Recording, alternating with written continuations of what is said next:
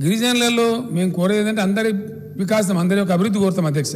ఏదో ఆఫీసర్గా ఎలక్షన్ల కోసం తూతూ మంత్రం ఎలక్షన్లు వస్తున్నాయి కాబట్టి పోలోమని సర్టిఫికెట్లు ఇవ్వండి, ఇచ్చి 1 ఎకరానికి 10 ఎకరాల సర్టిఫికెట్లు ఇవ్వండి, ఆ దండాలు మేము చేయం అధ్యక్ష.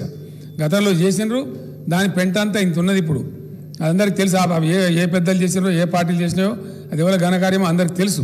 ఏ విధంగా ఇష్టం వచ్చినట్టు పట్టాలు ఇచ్చినారో, ఎట్లా ప్రజలను మోసగించారో అవన్నీ చరిత్రలు ఉన్నాయి. మేము ఆ విధంగా చేయదలుచుకోలేదు. మేము చేయదలుచుకున్నది ఏంటి అధ్యక్ష, ఇది షెడ్యూల్డ్ ట్రైబ్.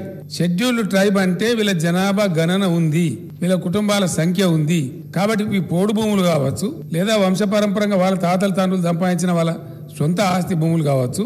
ఈ పోడు భూములు ఇప్పుడు 11.5 లక్షల ఎకరాలు ఇచ్చిన తర్వాత భూమి కలిగినటువంటి గిరిజనులు ఎందరు?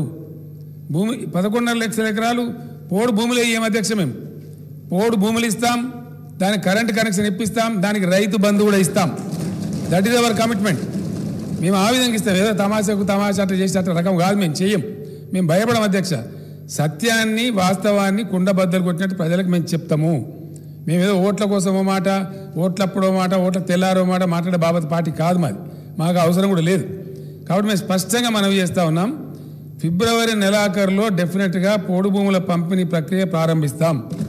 పోడు భూములు ఇవ్వడమే కాదు, వాళ్ళకు రైతు బంధు సదుపాయాన్ని కూడా కల్పిస్తాం, వాళ్ళ కరెంటు సదుపాయాన్ని కూడా కల్పిస్తాం, అవసరమైతే గిరి వికాసం కింద తీసుకుని వాళ్ళకి నీటి సదుపాయం కూడా కల్పిస్తాం.